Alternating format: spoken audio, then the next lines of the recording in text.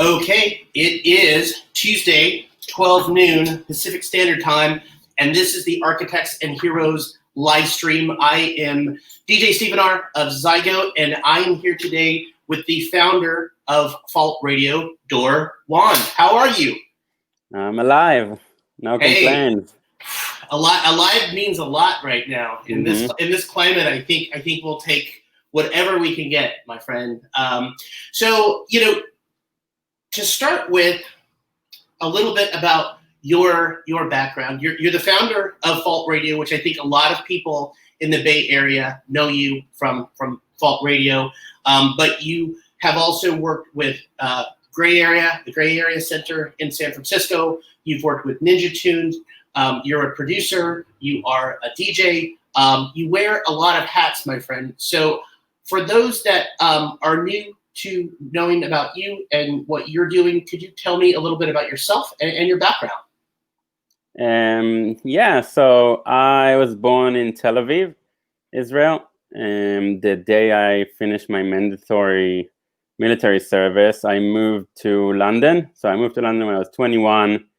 Kind of got involved there with ID Spiral. There was a kind of like a crew that were doing big ambient stages at festivals in the UK, and I kind of got to work with Steve Hillage and System 7 and Gaudi, It's Static, The Orb. So kind of like old school UK artist. And my boss there was roommate with Matt Black, the founder of Ninja Tunes.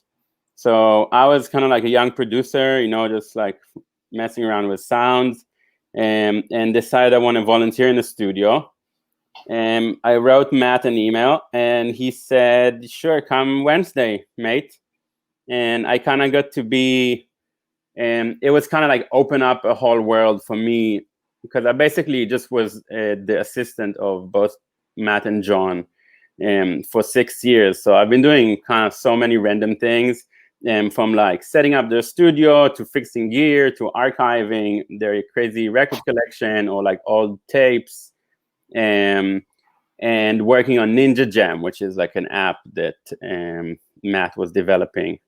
So that's kind of like what I was doing. I got to be involved in the music scene in London, and then I had an opportunity to take the Boiler Room crew to Tel Aviv for the first like Boiler Room in Israel. That was like a 3-day event that kind of like really showcased some of the talent in Tel Aviv.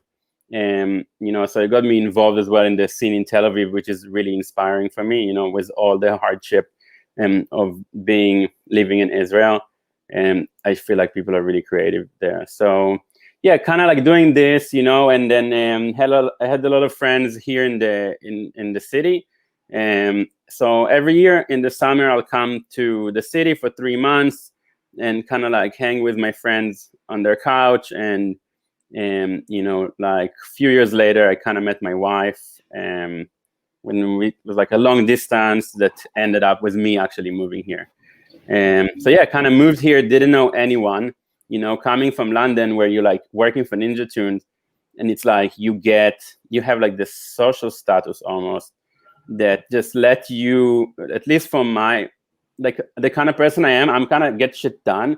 So, it just was in London really allowing me to do things, because it gets you a little bit above this like entry level. So moving here, suddenly don't know anyone, like trying to figure out the scene in the city was really hard. It's really pocketed. There's like a narrative that is like, everyone is struggling, like the club culture is having a hard time here.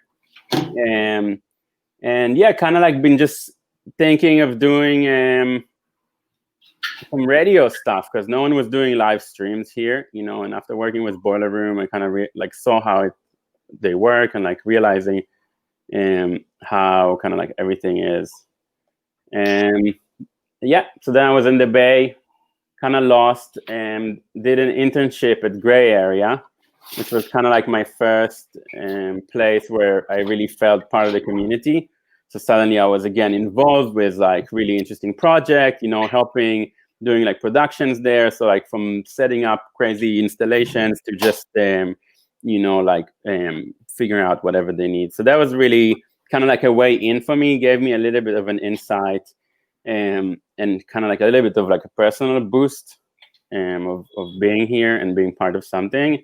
And then Dandy, my co-founder, she just moved here, and we were kind of talking about it really passionately about starting a radio station. And there was another person named Rob that we kind of met and he was like, oh, let's do this. And like the day after, he opened like a website and emails and like social media. And like we were like, from the idea concept, we suddenly were like thrown into this, and he basically just left us straight afterwards. So it was like really like us trying to figure all the parts. And yeah, at the beginning, because the Bay Area is so expensive, I cannot do like the lot radio here. I cannot do like a red light, because it's like I'll pay $4,000 for an ugly retail space, and then no chance I can do creative stuff if I have an overhead of $4,000 just for rent.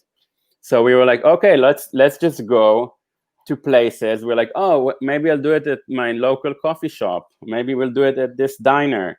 Maybe we'll do it at the record store. And we kind of started to be that we were doing like 3-4 times a week and featuring like different crews. So each show was like 3 hours usually. And we would go somewhere, set everything, and just do a live stream and archive everything. So it was really at the beginning, like we didn't have places and I didn't know anyone. So it was kind of challenging. But very soon, I think once we started, I kind of got to know people. And I've been really enjoying because my interaction with people here was like that I'm hosting them, so it's not like I'm a guest necessarily. Like I always felt like a guest because like I feel like an outsider, like as an immigrant in the US, but it definitely gave me a lot of insight of people. And and people were like, everyone really sweet, and I got to really know people from all spectrum of the scene, because we were like all about inclusion. I didn't want to be just techno. I didn't want to be just Oakland. I didn't want to be just dance music. It's really like all about this DJ culture, that we're about, because there's just so many, it's unlimited what people are doing now. So yeah, we kind of started doing this, and like working really hard. It's been like a full-time job of mine for 2.5 years. We haven't been making any money. The little money that came in from some sponsorships, we did the Discogs, and now we're doing Soundbox, and we had III. And this money went towards like me buying better cameras and like us buying a new mixer, so it's been like a lot of work but really fulfilling, and we a year ago we got like a non-profit status. So now like we've been trying to get some grants so I can really give some money to people, because it's less even about me, because I'm like a hustler. I'm fine, but it's like I see the scene here and I see the community and everyone is struggling. So if I can do anything to help, this whole energy I'm putting is not just about creating online hub for those big platforms that's selling ads. If it's really making a personal impact on people, I'm really happy with it. And it's kind of like all my money issues are disappearing for the day. Well, I have to say, looking at the archive and seeing what you've done and looking at the live streams and just the quality of what you put out there on Vault Radio, it's very, very impressive. I mean, whatever you're doing, it's really working well. And, in terms of the Bay Area itself, I think it's kind of a place where you kind of, when you come there, because I spent almost 10 years there, and I for myself, and I still am there quite frequently. In fact, I come back, I'm probably spend 30-40% of my time there, between there and Los Angeles. And, I have been really impressed with sort of the new sort of crop of people and DJs and producers. And, you had said that you had spent time working at the gray area as well, which I think it really does help foster this sort of interdisciplinary, almost like it's the bridge between sort of the electronic music scene and the art scene in a lot of ways. And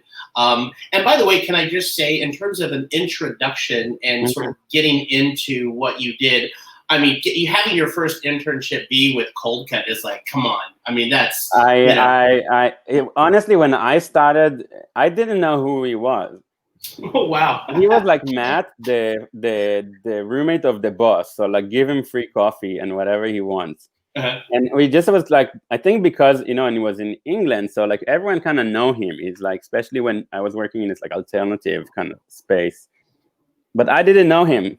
I just talked to him about music, and like I didn't really care. Like, I knew, like, someone told me once, like, oh yeah, he's the Ninja Tunes guy. And then I was like, oh, Ninja Tunes, yeah, I think I remember Mr. Scrap when I was a teenager. Or something like I wasn't really exposed to it, because it's kind of like before my time in a way. Uh-huh.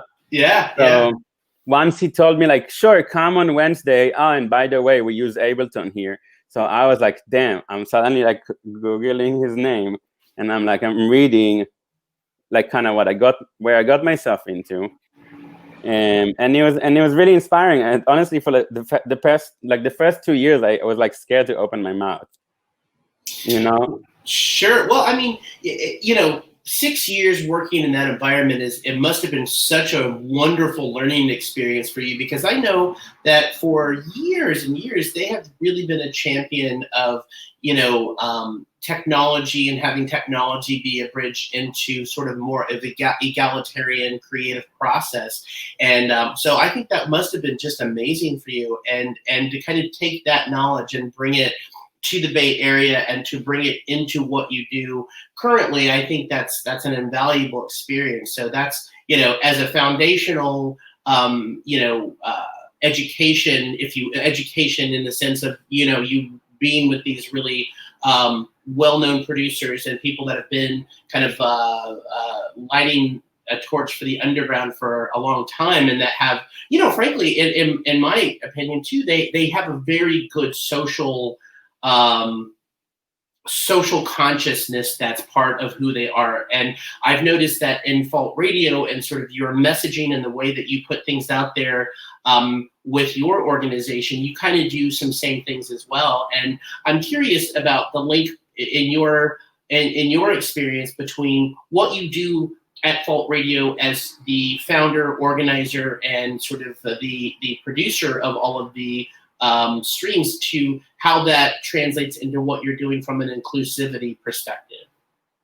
Yeah, so it's a great question, and I can definitely admit that prior to the George Floyd death, we were conscious of it, but not really like, I don't know. It's kind of hard to say because, it's still, I'm coming from a white privilege side. So it's like, I feel like I just felt like an outsider here. So anyone that kind of connected with me, I felt like I'm connecting with them. And, living in England as well, in London, where it's like a multicultural, I had I'm thinking of my close friends, they're like from all over the place, There was like Italians, and there was like people from South America, and there was like some English people. So I feel like with myself, I never really look at it, in like numbers and stuff. But I realized that there's kind of need to educate myself living in the US and like understanding the climate here and this, like what is really happening here. So first of all, we, like, I don't know, really where I'm coming from, I'm just trying to elevate people, like this is like what leads me is like, I'm not asking people from them to do stuff, and besides do their craft and let me present it, and so yeah, I don't know. I feel like inclusivity, definitely knowing the scene, and like having like, it's not like I'm really secluded. I feel personally like I have my mixed friends are kind of from all over the spectrum. Mm-hmm. But yeah, we're definitely trying to be whoever's reaching. It's really how it works, if I'll be honest. It's like whoever is like, we're reaching out and we have a conversation, and that I feel personal connection, or like the people are engaging. You also feel like some kind of like shared mutual feeling about this project, then it's really likely that I'm going to push forward on this side. Mm-hmm. When I had to chase people to get them to play, it's kind of like setting me off because I'm already have a lot of work on.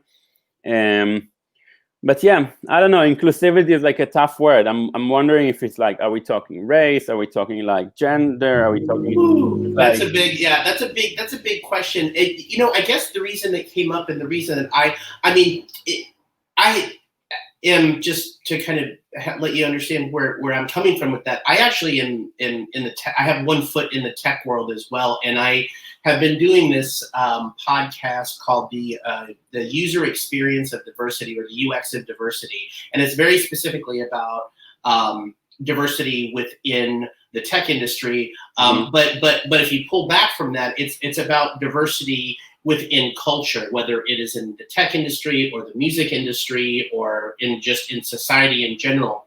yeah. And like we've done a podcast for a while. We've got some meetup groups and things like that. And to me, the thread here is that most people that I have worked with in the Bay Area musically also have either one foot in the tech world or they're somehow related to that, because I think it's just the culture and the community that lives in the Bay Area. And I think that's very similar to you as well. To a less, to another degree, looking at the Fault Radio messaging, it just feels inclusive. There's language around that. There's your personal participation in things like Shesaid.so, right? And you are, and if I'm going to read this so I don't mess this up. Right. Yeah, it says. You joined Shesaid.so as an executive producer for the Bay Area chapter for almost a decade. You've been involved in the music industry, but you're also the first, one of the first male members of Shesaid.so. Yeah. Yeah, and I think that's amazing, right? It's that kind of thing where when I think of diversity, I always say this in the podcast, diversity with a capital D. That means people of color. That means people that are in the LGBTQ community. It means people that have different things that they maybe they're diagnosed with some sort of mental issue. Not the average person, right? Yeah. No, so I'm totally feel like, if you putting it like this, I feel like because the DJ culture is what is been the focus of what we've been doing, and the way to elevate, especially the struggling scene here. So and also like my co-founder, she's a woman, a very strong woman, an opinionated woman. So I feel like the fact that this project is not just run by me, but I always have Dundee saying like, hey, we need more women, or like, I don't like this thing, or like, we need to be more conscious, or let's find the right person that really has, so I think it's, we are very conscious of it in general. Shesaid.so, my good friend Andrea, she's like the co-founder, like she's the founder of Shesaid.so, and I met her when I started working at Ninja Tune. She started working for Mixcloud, so we kind of got into the music industry together. And I remember how she had this feeling like it's very male oriented, and like she had like really really crucial information and like something to add, and like people kind of looked at her like, go make me coffee, and like stuff that as a good friend, seeing it from the side, and also feeling my struggles of like going into the music industry, and seeing the difference that we're experiencing, definitely made me. And she kind of founded Shesaid.so then, and I kind of been supporting her since then. And when I moved to the Bay, we tried to activate the chapter here. We did a few events, but it was kind of challenging, because something we realized is that first, the Bay Area has a small music community, doesn't have much industry, and while Shesaid.so was focusing on industry rather than on like the musicians, or like so we're kind of trying to go about it, and like again hitting like walls with the tech, because I'm not coming from tech. I'm like non-educated. I don't have a bachelor degrees, so I just been doing stuff. So in a way, it's always feel like personally kind of like distance, so I don't know. So like it was kind of like challenging for us to activate it here in the Bay. We tried for some time, but I've been supporting the LA chapter when I can, and stuff like this. But in general, I feel like I also live in Oakland, which is a lot more diverse, I feel, than San Francisco. Absolutely. And like my wife, she's a person of color, and so I don't know. I kind of feel like it's part of my programming is to be inclusive. Mm-hmm. I'm kind of like get really inspired by people that are different from me. And especially as a platform, when I'm trying to really showcase, that's like what I'm trying to do: showcase and elevate. I'm not trying to like personally, like I'm not trying to achieve here goals of like having the biggest DJ. It's like sometimes I'm a lot more fulfilled having someone having their first DJ gig, kind of, or having, like them reaching more audience. They're not necessarily like, I'm less into the big DJs. Yeah. Like I appreciate them and I love them for what they do, but I have also a personal issue that I think like now when we don't have social engagement, so success is measured by like your likes, viewership, and it's like I'm not into it. So like, whenever I see like huge streams, when it's like huge DJs, I feel like, hey, wait, there's a lot more important things than like, there's like the local record stores struggling, and you have like the venues having a hard time, and you have people leaving. Like for me, that's a lot more important than to just get like 1,000 views stream. So I don't know. And I think you just hit upon something that I think is incredibly important, and honestly has during this period with the pandemic and us being more socially isolated and using sort of this this interface of technology to kind of reach out and build virtual communities, really, in a way, right? But to be able to translate that back to where we are in that community, right? So, I know that Peter and Claire that do the Isolator stream, a lot of their they'll put the Venmo address for Vinyl Dreams, because like I know Mike B. I've known Mike B. for a long time, and he's been an integral part of the Bay Area music community. And Vinyl Dreams is sort of like a staple on Lower Haight, which is a place where you go and I have tried. I've bought records since the pandemic from there. I had my part of the stream, the last thing that I did with those guys there. And I think there's something really crucial and critical about maybe leapfrogging over this idea that we have to have the biggest DJ or the biggest party or the biggest whatever, and really start to think about it in terms of, these are people in my community that I want to highlight, raise up, give a platform to, and come together, right? And I think that's something that we're all trying to figure this out as we go, right? Because all the normal channels that we had before to kind of do what we do and express how we express what we do creatively in that context have changed pretty radically. I think you really have you've got a bit of a head start, at least on the streaming thing, because that's what you've been doing with Fault Radio. And so, how do you see Fault Radio, I guess, playing that role in, because I looking at the archive and seeing what you guys have done, it's been like it is that focus on sort of more of a community aspect of things. Maybe you could share with me a little bit about what your vision is for like moving forward during this really odd and unprecedented time that we're in. How do you see Fault Radio kind of acting as a catalyst to kind of support that community? Yeah, it's definitely what like I'm thinking of most of the day, and like I did over 1,000 hours of streaming in the past 2.5 years. So I definitely, beside it, there's the technical side of things. So I can see people's streams and I know what is wrong because I had those issues, so beside it, I've been trying personally to help people, teaching them streaming, and that was, we did like relief session at the beginning of the pandemic. There was like I was teaching people how to stream. That was like the return. Like you set everything up, and I'll teach you everything you need to know to stream, and then we will stream them. So it was, I think I did like 60 artists maybe that I was kind of teaching how to do this, and it's still kind of like what I've been doing is just trying to share the knowledge. But beside it, there's a platform.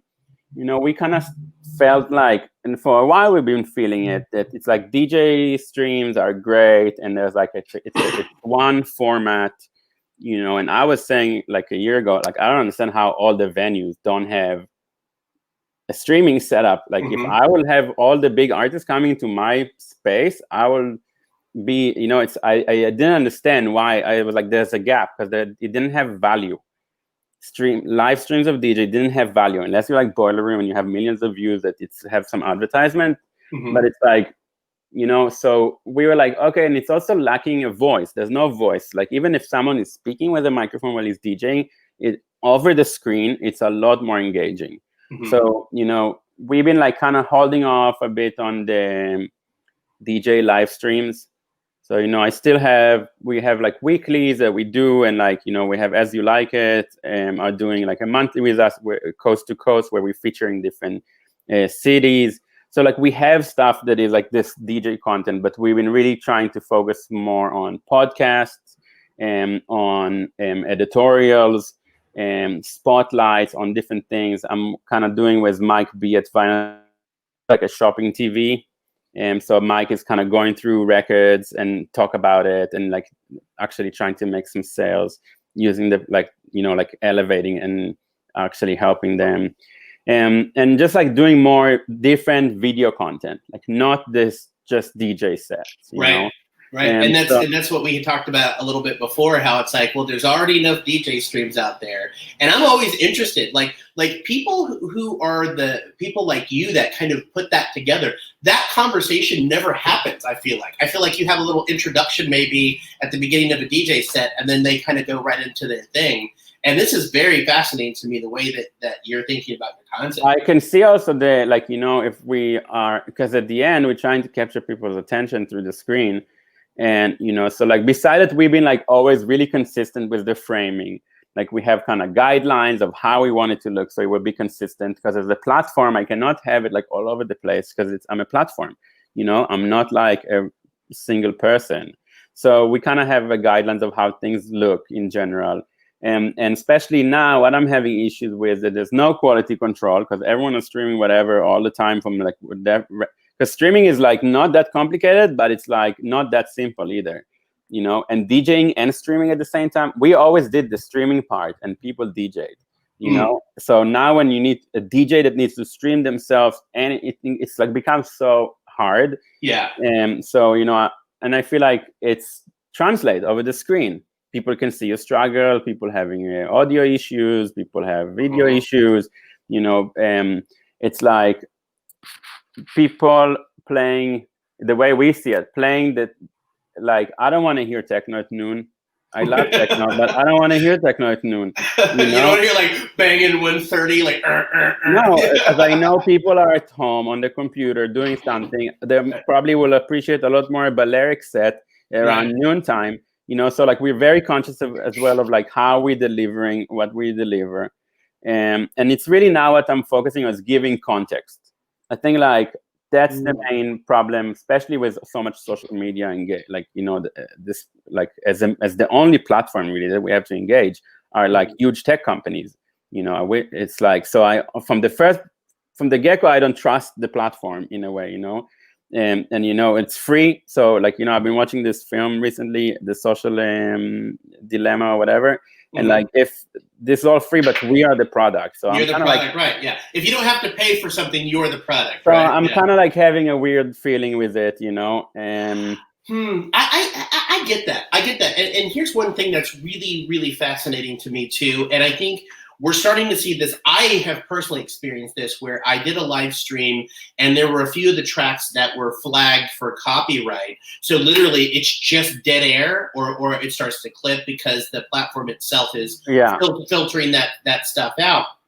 And, you know, back in the day, there was like Hyperreal, there were BBSs, there were all of these like alternative. I mean, really the internet in its infancy, say like in the mid 90s, was really about sort of the autonomy, and you had more of an alternative culture, an alternative group of people that had gravitated towards the internet for the very reason that we're talking about now, is that you had these overlords that were the gatekeepers of media. where, you fast forward, 20 years, and now we've got the same thing happening, and they're controlling the bandwidth. And I feel like if there's one thing, and I had talked to Peter and Claire about this last week on Isolator, where we're talking about, well, now that the pandemic has happened, and now that really essentially all of the primary places to do this work is gone, what's going to happen? And my first instinct is to say, we're going to build community in this way, in this kind of organic, informal way, because we're just reaching out and figuring out how to connect the dots between things. But I think it's going to go underground again. And I almost feel like there needs to be room for an alternative. I don't want to say an alternative internet, but I do feel like there is a place for more of the underground rave culture, where it's like, you have to have a passcode, you have to know the people, and then when you're in, there's not going to be a limitation on the content. There's not going to be a limit. You're not going to have your overlords pulling your data out or whatever. Yeah, I wish. And it's something I thought about. I'm thinking a lot about it. That I wish there will be like a positive platform. Like I really appreciate Bandcamp. I think that's a positive platform. Absolutely. But like looking at like Mixcloud, also a positive platform. They pay royalties. This is like no one else pays royalties. And this is why everyone having issues with Facebook and YouTube and all those platforms, because at the end of the day, we think that we have a station, but it's like Facebook hosts this content, and like me as a user cannot get in trouble. I cannot infringe copyright issues. No one can come after me because I'm not hosting, like I'm not breaking the law technically, because I'm not distributing. It's Facebook that distributes. And this is why they keep blocking, and YouTube do the same. And this is where it's coming from. It's that they don't want to pay for, like, now they're going to need to pay also for our attention. Even, it's like, so I don't know if you know that Facebook announced that no more live streams of music from October 1st. So we like kind of already, I kind of feel really good about it. If I can limit my use of Facebook and also not asking people to join, because like, I don't know, the way I see it, it's like the craft. It's not a competition. Who's a better DJ? Who's like better than the other? It's more about the diversity, like you were saying. It's more about showing how everything is different, and the uniqueness of everyone, and like the abundance of culture that is out there, rather than, oh, this picture got 20 likes, so that was a good set. Yeah. Or like, this guy happened to have no views on Facebook, so he feels really bad. It's like, do we need it as a community? Right. Is it really promoting well-being within this community? And like, I don't know, that's kind of where I'm at with it now. So I don't know, I'm trying to, again, like now, and next Friday, and we're gonna have Fall TV, which is like something we've been focusing on for the past. That's awesome. Probably 6 weeks working on it, if not more. And we have like a bunch of interviews and music documentaries, and like how to make cocktails by this audiophile bar, and like, more like we have a panel that is kind of talking about kind of those topics that we're talking about now. And this is really where I'm trying to focus, is like create more unique video content that tailored to the needs of the community here. Tell the stories of, because this is what I'm lacking a lot of times. I'm an outsider, and there's so many outsiders, especially in the Bay, and there's like a big influx of like outsider coming to work the tech. And like, you can go, like, you can't really go anymore, but you could have gone to the Stud and see Steve Fabus playing, and if you don't know nothing, you're like, oh, this bar looks weird, and this DJ looks old, But then if you have a bit of context and you understand, okay, I'm in the Stud and what the Stud is, and you understand who is Steve Fabus, that was like discovering Sylvester, and like in like late 70s in San Francisco, suddenly you really get the full experience of what this thing is. Without it, you might judge them by the track selection. You know what I mean? And so I feel like this is really important, especially now when there's oversaturation of content, is to give context, because that's really, I think, what holds the community together. That's what provoke or like, I don't know if provoke, but like encourage support from people, you know, and understanding of like the craft of different people. And it's a lot more than just saying like, oh, he's doing really good on Facebook, or like, oh, his Twitch had 1,000 views. You know? Oh man, there's so much to unpack in what you just said. First off, I think it's brilliant that you're focusing on the contextual relationship about where music happens, and really trying to get off these platforms. Honestly, get off these platforms. And I agree, it's a catch-22, but it's almost like going back to the old days of punk rock, where it's just like, I'm just going to do this thing, and I'm going to pass out flyers, or I'm going to, you know, it's you have to make a constant, like, to me, there's this sort of this false narrative in social media where it's like, if I just get the right number of, if I can just come out with my stuff, then people are going to flock to this, and I'm going to be trending, and I'm going to become famous. And it's kind of a weird, gross thing if you think about it, because it's this really false, it's a false narrative in a lot of ways, because, you know, those likes, when you see somebody that has 10,000 likes or 20,000 followers, well, you know what? That's like $200. I can do that tomorrow and pay someone, you know, who's in a click server farm somewhere $1,000, and I can have as many, you know, followers as Steve Aoki or any of these other guys, and it dilutes the culture in a lot of ways. And I think there is this something getting back to the roots of what really good DJ culture is about, which is about sharing the music with people and sharing the experience with people, but also understanding that contextual relationship of the music in the way that it's being presented, because it is a radically different experience. You know, I've been to some of these big EDM festivals, and it is like, you know, it's really more like going to a circus than it is really experiencing anything of quality. It's pop. Yeah, it's pop, 100%, and that is I think you can't conflate Marshmello and Juan Atkins. Like, it's just not, you know, something that if you know what's going on now, I think there are a lot of kids that have come into that EDM world that's all they know. And you know, I will say that there are some people that straddle the line between those two worlds, right? That I think have integrity and quality, and they're just trying to make a living or build their career in a certain way. But at the end of the day, that is gone. Like, the era of the big tent party is over. Coachella is canceled. You know, EDC is canceled. These big festivals are canceled. So it's like, what we have right now, I think, is an opportunity to rebuild it in a way. And I think people like you are at the forefront of that. So thank you for kind of recognizing that and kind of bringing that really true integrity oriented content to people, because I think that needs to happen. I really do. Thanks. That's made me blush. Well, good quality is quality, right? So I think at the end of the day, you know, it's a labor of love in a lot of ways when you have something that has some genuine. And you know, genuine, if you're an artist, and you can recognize that in someone else, right? And I'm curious, for you, as a producer and DJ, how do you handle, I guess, carving out time to work on your own material? So yeah, I've been I'm playing ambient at home. Honestly, like, in general, like, I can DJ, and like I am a DJ. I don't know if I kind of like see myself as like the DJ, kind of like as an artist like this. And like, I like DJing, and I'm really like, my inspiration are like Cold Cut, Mixmaster Morris, The Orb, and it's those people that kind of carved my musical taste while I was in London.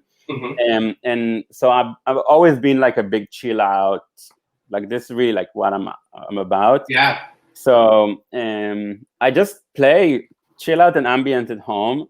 And sometimes I kind of jump on the computer and just fuck around with sound until I'm bored. And then I'm not even trying to release anything. It's been a while since I've been really producing.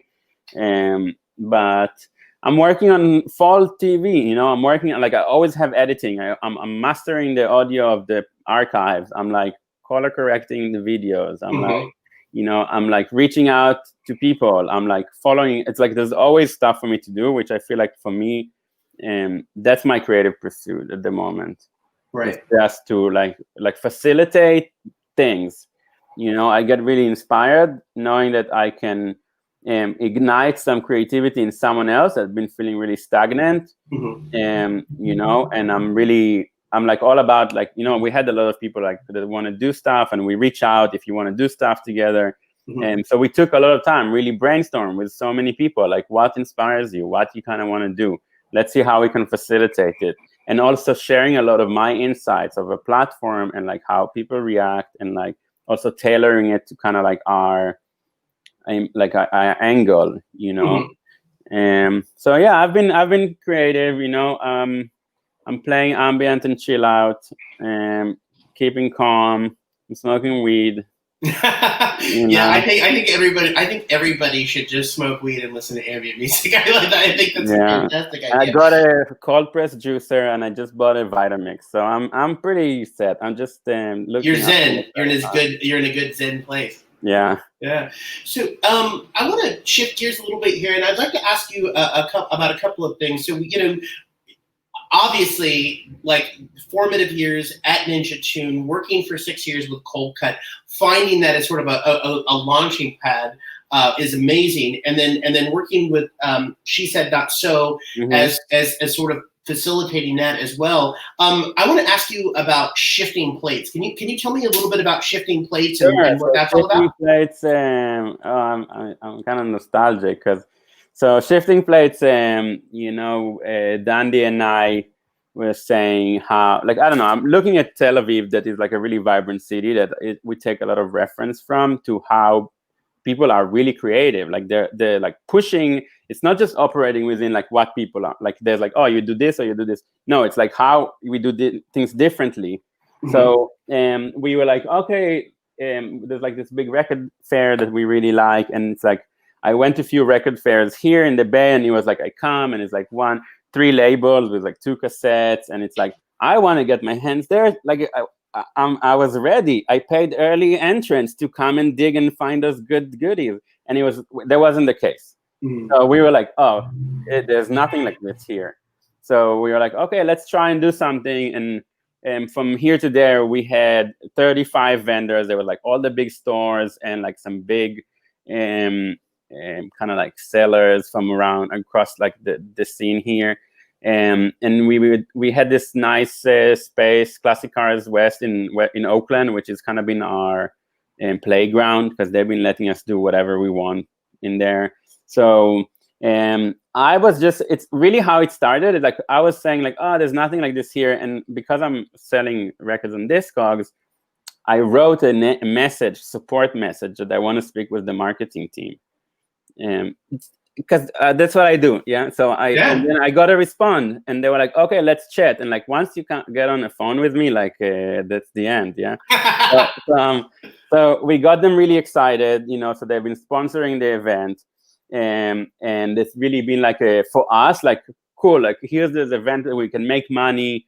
The first one we didn't charge vendors, and the second one I'm charging like nothing. Yeah, it's like $20 it was, just like to have you there. And it was free entrance, donation encouraged. So it really was about just having this event. And the first event, I expected, I don't know how many people I expected, like 200 people, maybe. I would be happy, because most of our broadcasts were like 5-10 people, maybe they come. So like, okay, 200 people, it would be great. And we had like 1,000 people. So it was like, oh my God, this is really great. People loved it. It was really engaging. So the community from all spectrum kind of suddenly had this place to come, buy records. There was like a nice beer garden, and we had great DJs, And so we did one of those. Discogs were really happy. We did another one. And then we were supposed to have one. Let me just find it 1 second. Sure.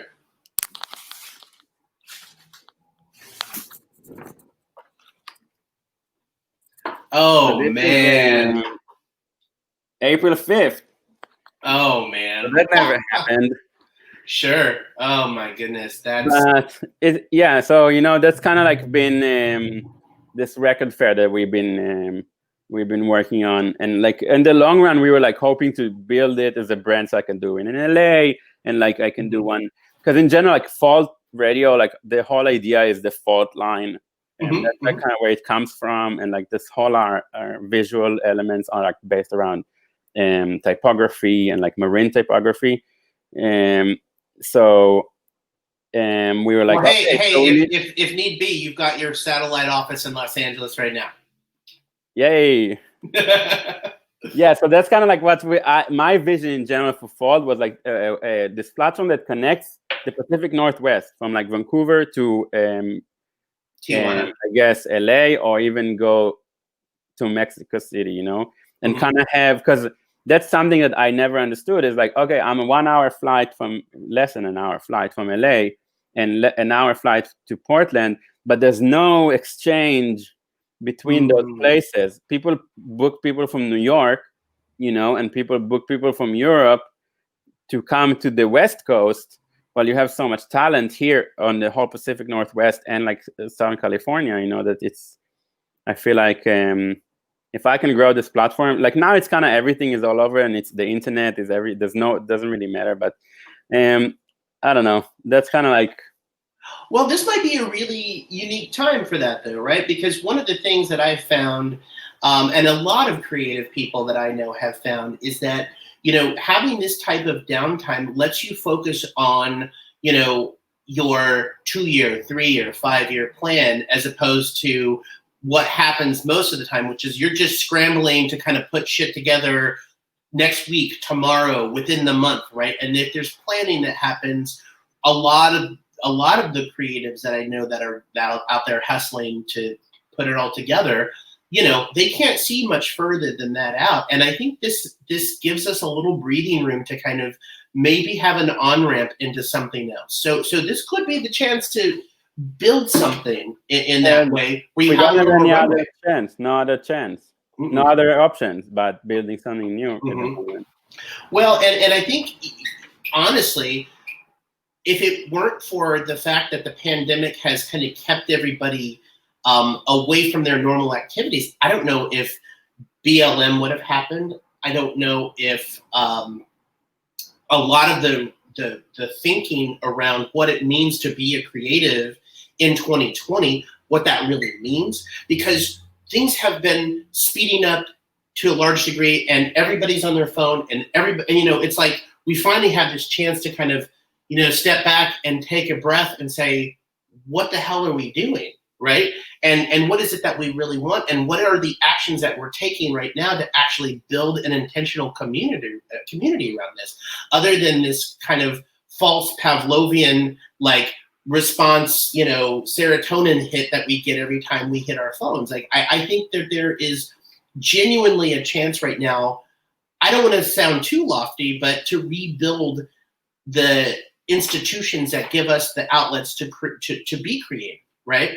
And I'm really hoping that the people that I know that are genuinely talented and have their heads and their hearts in the right places are going to be active in doing that. And I'm when I engage with someone like you, it gives me some hope for this future. And I'm just curious about what your thoughts are around, you know, now that we're in the pandemic and now that we do have a chance to kind of look at those institutions and do things like make that connection between, you know, Seattle and Portland and LA and San Francisco and San Diego and Tijuana and like that West Coast thing. How would, what, you know, when you talk about the bigger mission of Fault Radio, how do you envision Fault moving forward from here? Great question. It's like every day it changes, the answer to this question. So first of all, one thing I kind of learned on the beginning, because like you say, I was on 6th gear, yeah, running fast. And I think a lot of people were feeling there's a momentum going and that kind of like crashed. So beside it took me a second to be okay with slowing down. You know, I am the kind of person that walk around all day, jump around, drive places, do things. And suddenly I'm stuck at home. It's like my nightmare. You know, I'm an extrovert. So, excuse me. So it was challenging. But now I'm kind of like step by step. I'm not trying to make plans. I'm trying to get inspired. I'm trying to see, stay motivated. because I think, like you're saying, at the end, you need those people with their mind and the heart in the right place. Mm-hmm. So that's what I need to do. Make sure that my heart and mind is in the right place, because, that's what keeps me going. And so whenever I start planning and it's like I get lost because it's not, I have nothing to back up or like no action items, and I'm a kind of action items kind of guy. So it's hard for me. So I've been just trying to really I'm focusing on my relationship, I'm focusing on my close friends, I'm focusing on the people I'm working with, I'm focusing on staying creative and staying healthy. And I don't know, I'm really, where I'm trying to shift at the moment is really expand the team a bit more. So it's really will be less on my shoulders. And more like I can be on the board and I can help and support and direct, but it's not I need to, because at the moment I'm doing Dandy does a lot of the communication, like the communication and the website, and I'm kind of doing a lot of the production, and so it's end up taking a lot of my time.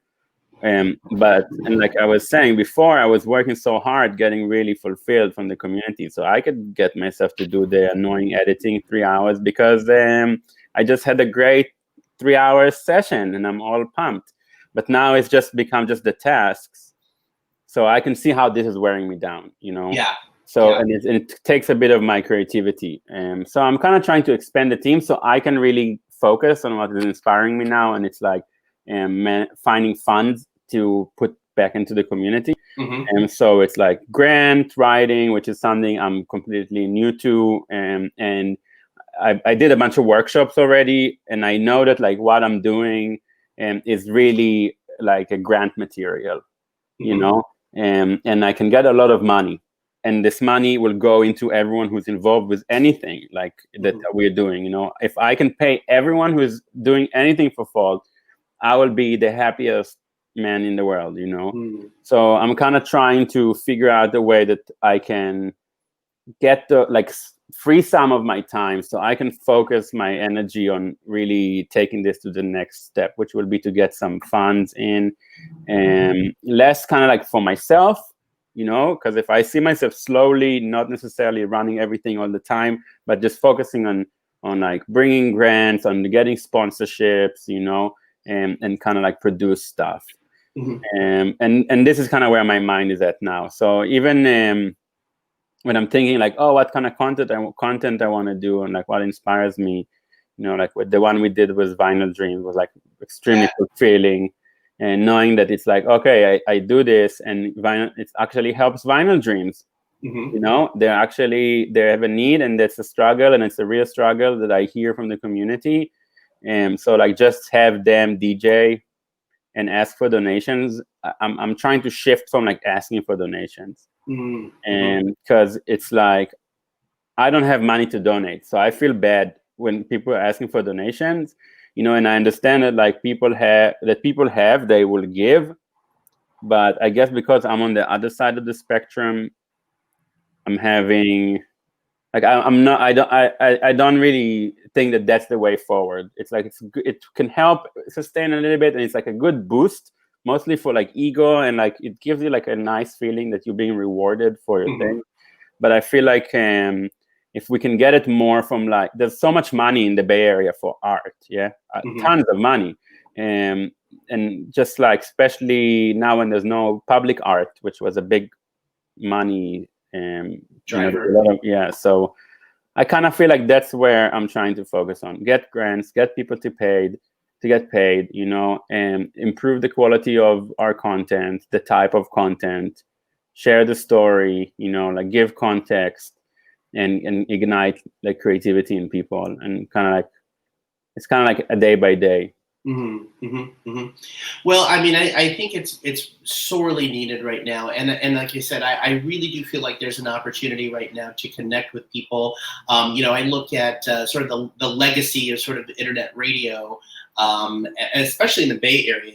We had Beta Lounge back in the day with Ian Reichow and Brian Benitez, and I know there was a big crew that was behind that as well, and so Beta Lounge, and here in LA we've got Dub Lab, which is just an amazing big up to Dub Lab. Oh yeah, Ollie and Frosty and that whole crew here, and just the number of talented DJs and programming that they do is just astonishing.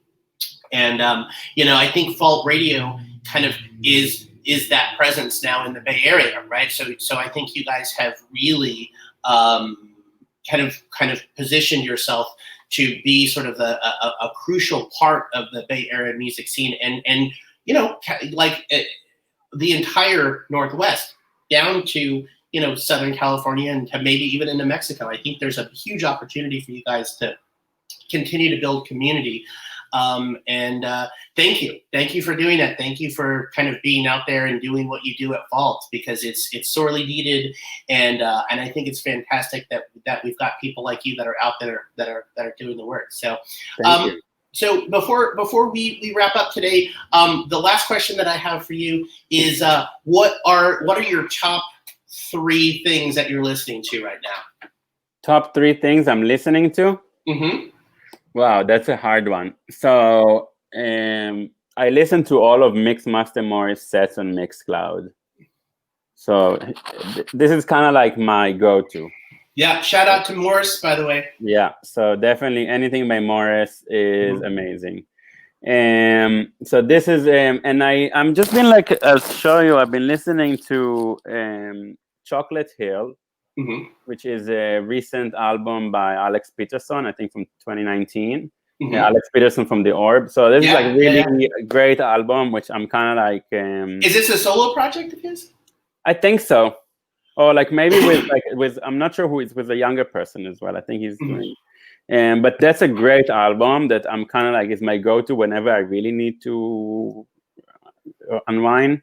And then another thing I'm listening to, it's so hard to tell. I'm listening to the archive of Fault Radio. This is really like, it's like I have Mixmaster Morris, I have some ambient albums that I'm kind of listening to. And then we have, I don't know, almost 700 hours sets, And amazing. So, I kind of know them all because I was at all of them. So I'm like, I'm in the mood for Sisters of Sound, or I'm in the mood for Carlos Front, or I'm in the mood for, Groovewell, or Nina Soul, or Brown Amy, or like there's just so many, I'm really into cumbia recently, but I don't really, I don't know. That's awesome. Speaking of cumbia, DJ Oro 11 was doing the Tormenta Tropical parties in San Francisco for a long time. So shout out to Gavin, actually, who I knew here from LA. And I've got some of the best sort of like cumbia, electronic cumbia stuff that his label had put out, man. And he relocated to Miami, so he's not in LA anymore. Smart. Yeah, I know. I feel like there's an exodus of talented people leaving California, but Miami's a pretty hot town too, though. So I think it's a good place for a cumbia record. Yeah. I mean, yeah, well, absolutely. So, well, that's awesome. Any shout outs before we go, Dor? Shout out to everyone who watched us and will watch us. And I don't know, I'm just, I don't know. I wish everyone the best. Honestly, I wish we're all going to get through this stronger. I think it's a good time for us to overcome some major flaws that were programmed. So like you said, it's a good time to. It's a good time to reevaluate where we are and what we're doing. So Dor Wand, founder of Fault Radio. Sir, thank you so very much for your time today. I appreciate it. And best of luck. And when I think I'm getting all tangled up in my hotline here. Best of luck to you with everything. And hey, next time I'm in town, let's go have a socially distanced beer, all right? I'd love that. All right, and there goes the rocket.